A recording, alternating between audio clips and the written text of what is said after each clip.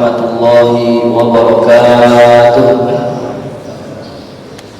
Bismillahirrahmanirrahim. Alhamdulillahi rabbil alamin. Wa bihi nasta'in ala umuri dunya waddin. Wassalatu wassalamu ala sayyidina wa habibina wa syafi'ina wa maulana Muhammad wa ala alihi wa sahbihi ajma'in wa la hawla wa la quwwata illa billahil aliyyil azim. Hadratul mukarramin yang kami hormati dan kami muliakan, para jamaah Masjid Manarul Amal Universitas Mercu Buana yang kami hormati dan kami muliakan, segenap pengurus Masjid Manarul Amal Universitas Mercu Buana, wabil khusus yang kami hormati bersama Ketua DKM Bapak Al-Ustaz Dr. Haji Ahmad Jamil, yang kami hormati bersama Bapak Al-Ustaz Dr. Abdul Rahman, serta para pengurus Masjid Manarul Amal lainnya yang kami hormati dan kami muliakan, para shaimin dan shaimat. Mudah-mudahan Allah senantiasa memberikan curahan rahmat dan keridhaannya kepada kita semua. Alhamdulillah, telah sama-sama kita jalani ibadah sholat zuhur secara berjamaah. Sholat zuhur yang merupakan sholat pertama kali diwajibkan atau dilakukan oleh Rasulullah SAW. Jadi keistimewaan sholat zuhur adalah sholat pertama kali dalam Islam setelah Nabi Muhammad diisrakan oleh Allah dari Masjidil Haram ke Masjidil Aqsa. Mudah-mudahan Allah memberikan pertolongan bagi saudara-saudara kita yang ada di Palestina, dari Masjidil Haram ke Masjidil Aqsa, lalu dari Masjidil Aqsa ke Sidratul Muntaha dalam waktu yang sesingkat-singkatnya. Kembali Rasulullah itu belum azan subuh. Jadi dalam satu riwayat dikatakan kembali Rasulullah raja'a minal arsh qabla an yabrudal fars. Jadi Nabi Muhammad dalam perjalanan Isra Mi'rajnya itu ketika balik lagi ke kasurnya itu belum dingin.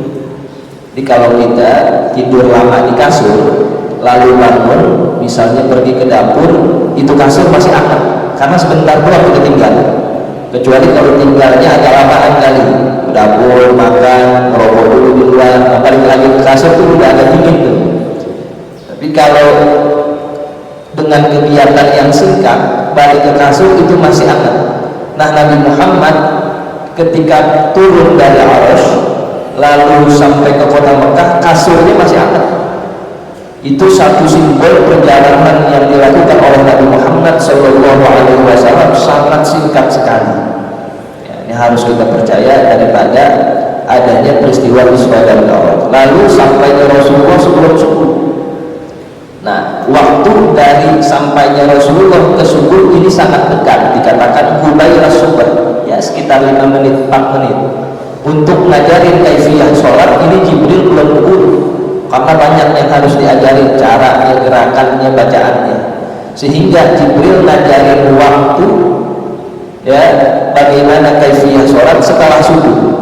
Baru Nabi Muhammad SAW melaksanakan, mengerjakan sholat atas perintah Allah, itu sholat zuhur. Maka sholat zuhur merupakan salah satu keutamaannya adalah sholat yang pertama kali dikerjakan oleh Rasulullah SAW. Mudah-mudahan kita semua mendapatkan keberkahan dari sholat berjamaah kita. Alhamdulillah, pada hari ini kita telah masuk hari yang ke-23. Ya, sudah tidak terasa 7 hari lagi lebaran.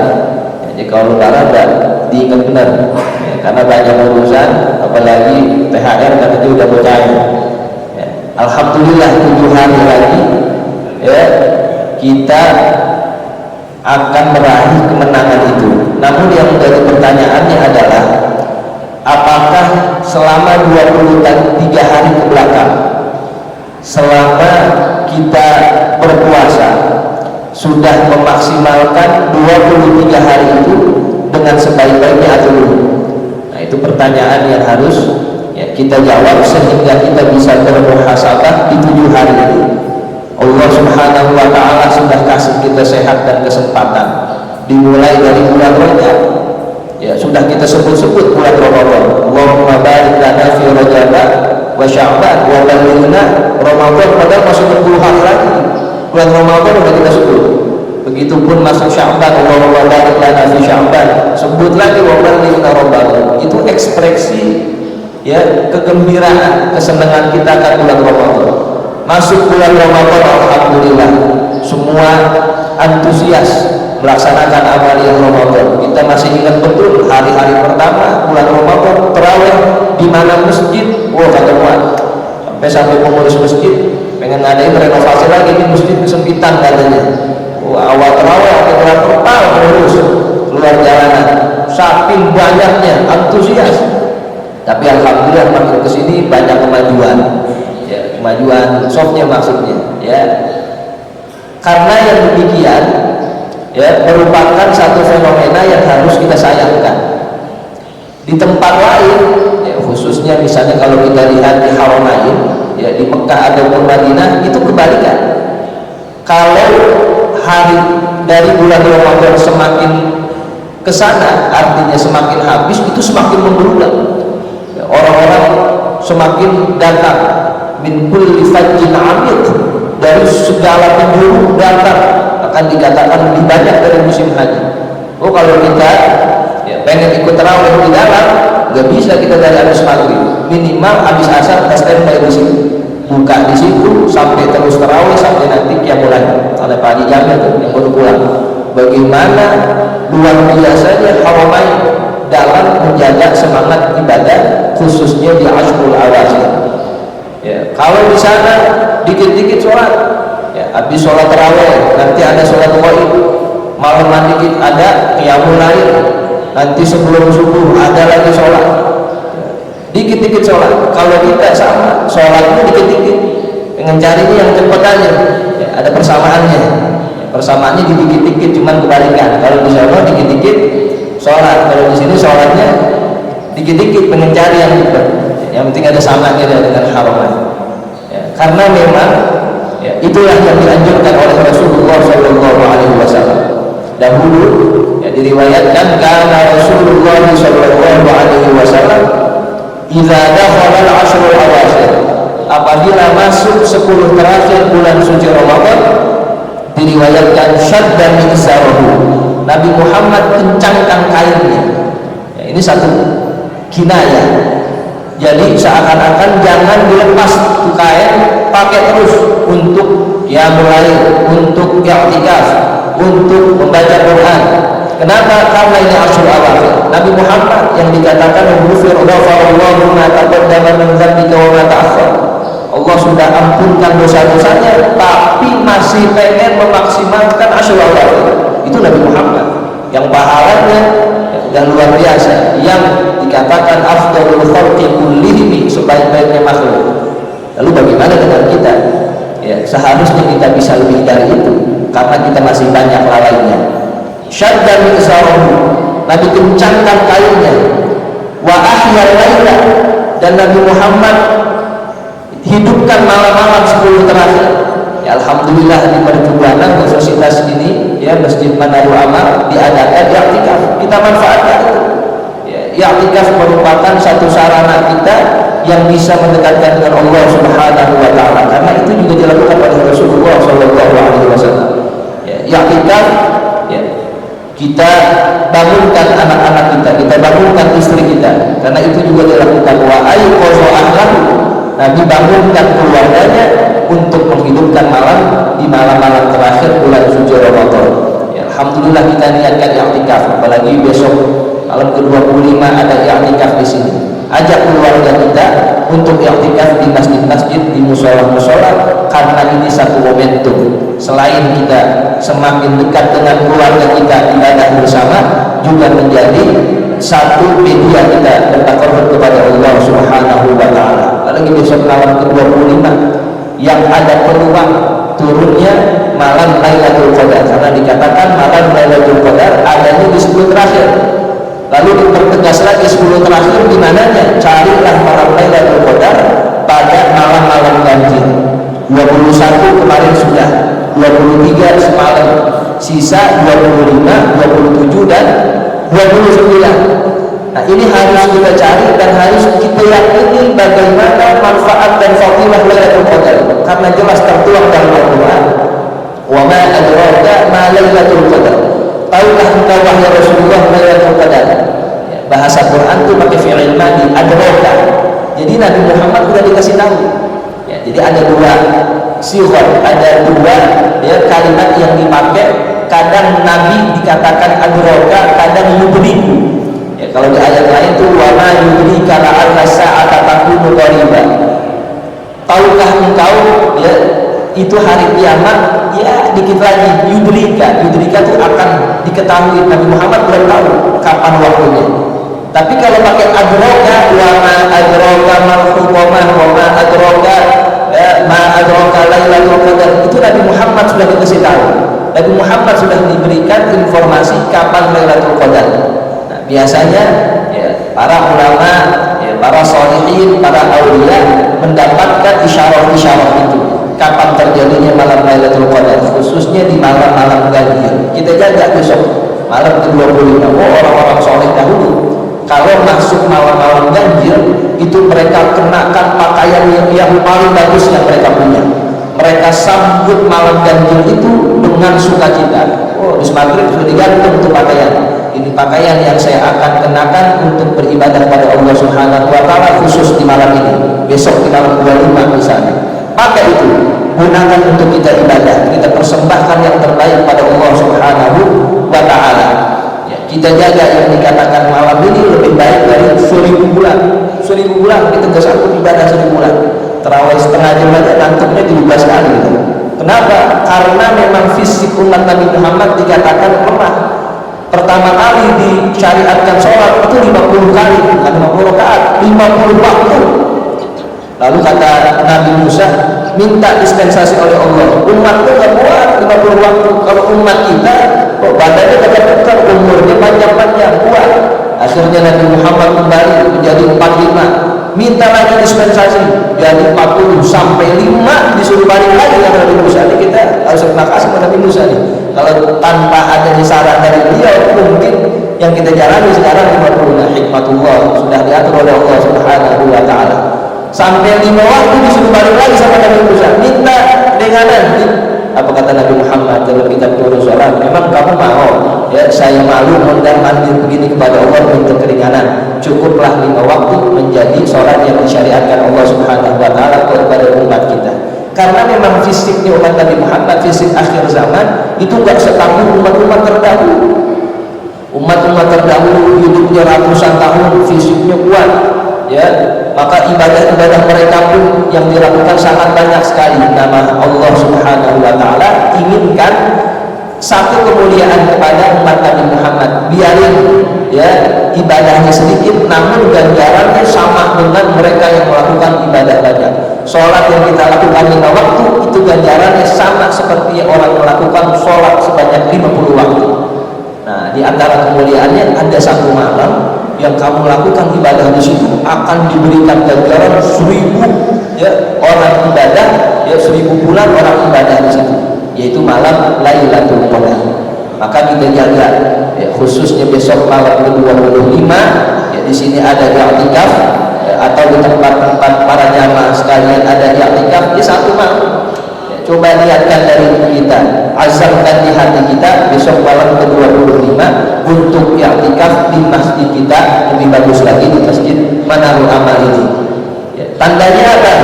Dikatakan oleh para ulama dalam satu kitab, tanda orang yang berpeluang mendapatkan Lailatul Qadar ini minimal banget, minimal sholat isya sama sholat subuhnya jamaah. Itu orang ada peluang ya 10-20% ada peluang masuk dalam kategori yang mendapatkan malam Lailatul Qadar. Minimal banget dia sholat isya sama subuhnya di malam itu, di malam Lailatul Qadar jamaah. Ini minimalnya. Naik sedikit, ia lakukan ibadah di pertengahan malam. Habis tarawih istirahat tidur jam 2 bangun, lalu ia lakukan qiyamul lail, tahajud, istikharah, baca Quran, baca tasbih dan seterusnya sampai subuh. Nah, ini peluangnya lebih besar karena ia hidupkan malamnya lebih banyak. Nah, peluang yang lebih besar lagi setelah tarawih, lanjut ia hidupkan malam tersebut dengan berbagai macam kebaikan, ya, sampai ya ia korbankan untuk tidak tidur khusus malam itu. Ia ibadah, ia i'tikaf, niat di masjid, nawaitu i'tikaf fi hadzal masjid ma dumtu fihi lillahi ta'ala. Saya lihat malam ini i'tikaf selama saya di masjid ini karena Allah Ta'ala. Dia baca Quran, dia berdoa, dia istighfar, bertaubat, nangis, minta ampun kepada Allah Subhanahu wa Ta'ala. Mudah-mudahan orang yang seperti itu peluangnya lebih besar untuk mendapatkan malam Lailatul Qadar. Jadi minimal banget ya, jaga di malam-malam ganjil, khususnya malam 25 besok, malam Jumat. Malam Jumat besok ini malam yang istimewa banget. Pertama, malam Jumat.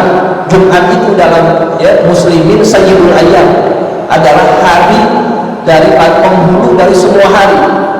Kedua, malam Jumatnya jatuhnya di bulan Ramadan yang dikatakan sebaik-baiknya bulan. Yang ketiga, Jumat terakhir. Jumat terakhir bulan Ramadan, para ulama mempunyai fadilah khusus ya dalam Jumat terakhir. Yang keempat, malam itu jatuhnya adalah malam ganjil.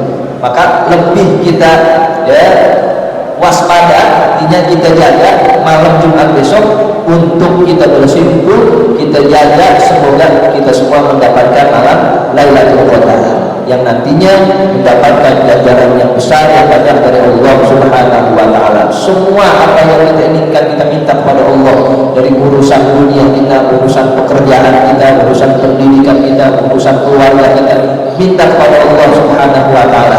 Kita bersimpuh kepada Allah Subhanahu wa Ta'ala, mudah-mudahan kita mendapatkan fadilah daripada malam Lailatul Qadar tersebut. Itu yang harus ya kita ya kerjakan, minimal adalah menjaga sholat isya dan sholat subuh secara berjamaah. Dan tidak lupa juga di hari-hari terakhir bulan Ramadan ada satu kewajiban. Kewajiban ini disebut dengan kewajiban zakat fitrah. Maka ini harus kita jaga juga. Jadi zakat fitrah asal mula diwajibkannya adalah hari ya terakhir, hari terakhir bulan Ramadan. Namun di mazhab Syafi'i, kalau orang bayar sebelum khotib naik mimbar ini kerepotan, bisa jadi mustahil itu udah pada kemana-mana. Nah, makanya ada satu rukhsah di mazhab kita, dimajukan afdalnya setelah 15 hari pertama. Makanya 15 hari kedua atau setengah Ramadan kedua, masjid-masjid ambil zakat sudah mulai yang menginformasikan menerima dan menyalurkan zakat. Ya, di sini menerima menyalurkan zakat. Nah, bisa di Masjid Manarul Amal ini kita jaga satu kewajiban ini, karena kewajiban zakat fitrah adalah kewajiban yang tidak kalah besarnya dengan kewajiban puasa. Ya, semua selama orang itu masih bernyawa, ya bahkan orang yang baru lahir. Ya, sepengalaman 2 tahun yang lalu anak saya lahir itu ya sebelum takbiran. Ya, jadi ketika dia lahir harus dizakat itu karena sudah masuk ya daripada hari-hari yang harus diwajibkan berzakat dan dia sudah lahir. Kalau dia sudah dari Idul Fitri sudah wajib, tapi dia lahirnya adalah sebelum ya habisnya bulan suci Ramadan. Kita semua nih yang masih bernyawa, yang masih sehat masih diwajibkan untuk zakat. Kita juga harus melihat secara pas dan terukur kepada siapa kita menyalurkan zakat itu. Jadi banyak asnaf zakat yang dikatakan ada 8 nama shadaqatul lil fuqara wal masakin. Harus benar-benar ya, kita pengen zakat ke orang miskin, kita lihat ya, ini benar-benar miskin kan? Jangan sampai kita tertipu. Ya, ini orang susah apa segala macam, tahu dia mampu, zakat itu jadi biasa. Kenapa? Karena penyalurannya kurang tepat. Jadi zakat ini melibatkan orang untuk jadi sah. Kalau sholat kita sendiri doang bisa jadi sah, karena ibadah mustaqilah, ibadah independen sendirian. Kalau zakat biasa ini melibatkan orang. Jadi harus kita lihat. Ada orang yang kelihatannya mampu segala macam, tapi padahal dia fakir, dia miskin. Nah, justru dia harus dizakatkan. Kebalikannya ada orang yang kelihatan fakir, miskin, oh kamu kontrakannya masih banyak, tanahnya masih banyak, memang kelihatannya jadi kelihatan ke orang susah, jadi nggak sah nantinya karena dia masih mampu. Makanya benar-benar didata, benar-benar diperhatikan orang yang akan kita kasih sebagai mustahik itu. Kalau kita tentukan kepada fakir dan miskin, kita benar-benar tentukan siapa si fakir ini, apakah benar-benar fakir, siapa si miskin ini, apa benar-benar ia miskin, sehingga ketika ia menyalurkan zakat benar-benar sesuai dengan orang-orang yang ditentukan dalam Al-Quran yang berhak menerima zakat. Jadi itu harus juga kita perhatikan. Mudah-mudahan Allah Subhanahu wa Ta'ala memberikan kita semua kesehatan, memberikan kita semuanya ketenangan pikiran, zahir dan batin, sehingga kita dapat memanfaatkan khususnya di akhir bulan Ramadan ini dengan semaksimal mungkin. Itu saja yang dapat kami sampaikan. Billahi. Oh, ada kuis 3 pertanyaan. Ya, sebelum kami tutup, ada permintaan 3 pertanyaan bagi siapa yang menjawab, insya Allah akan diberikan 1 bingkisan. Yang pertama adalah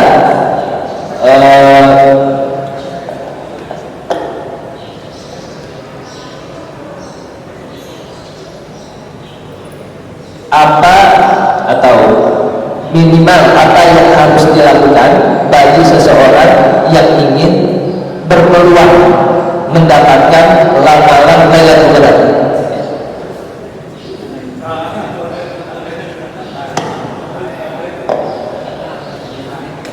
Ya, Assalamualaikum warahmatullahi wabarakatuh. Waalaikumsalam. Perkenalkan, nama saya Ahmad Zaki Maulana, mahasiswa teknik mesin. Oh iya, mesin. Saya mau menjawab minimal sholat maghrib berjamaah, sholat isya berjamaah, subuh berjamaah, terus dilanjut dengan baca Al-Quran ataupun sholat tahajud dan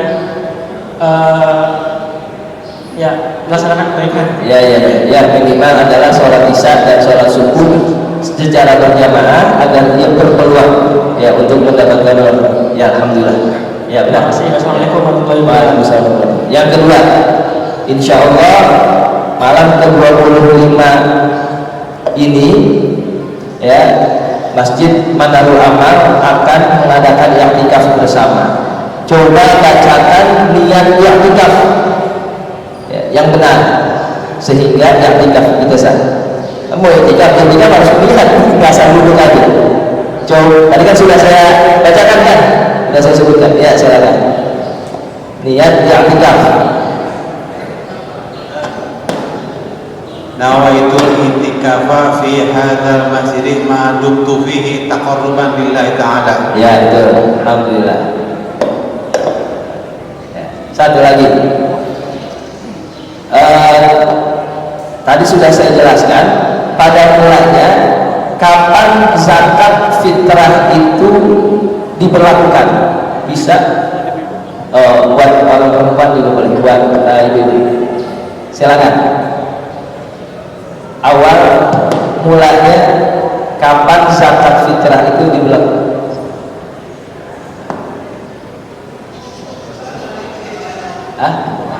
Pertanyaan lagi. Kapan seharusnya zakat fitrah itu dibayar? Perkenalkan, nama saya Septiana Daromani dari Fakultas Manajemen Ekonomi dan Bisnis. Jawabannya 15 hari pertama puasa, Pak. Awal mulanya asalnya 15 hari pertama itu sudah dispensasi. Awal mulanya Sebelum khutbah, Pak. Sebelum apa? Khutbah. Iya, sebelum khatib naik mimbar. Ya, jadi sebelum khatib naik mimbar itu asal mula hukumnya dibayar zakat. Cuman kalau semuanya bayar pada hari itu kerepotan nanti, sehingga diberikan keringanan dari 15 hari kedua Ramadan sudah bisa dibayarkan zakat. Alhamdulillah. Semoga menjadi ilmu yang manfaat untuk kita semua dan kita mendapatkan kategori sebagai orang-orang yang bertakwa setelah keluar dari madrasah Ramadan ini. Amin amin ya rabbal alamin. Bismillahirrahmanirrahim. Alhamdulillahirabbil alamin. Allahumma shalli ala sayyidina Muhammad wa ala alihi wa sahbihi ajma'in. Allahumma taqabbal minna salatana wa siyamana wa qiyamana wa ruku'ana wa sujudana wa tadarru'ana wa ta'abbudana ya Allah ya Allah ya arhamar rahimin. Rabbana hab lana min azwajina wa dhurriyyatina qurrata a'yun waj'alna lil muttaqina imama. Rabbana atina fid dunya hasanah wa fil akhirati hasanah wa qina adzabannar. Wa sallallahu ala sayyidina Muhammad wa ala alihi wa sahbihi wa sallam. Walhamdulillahirabbil alamin. Wassalamu alaikum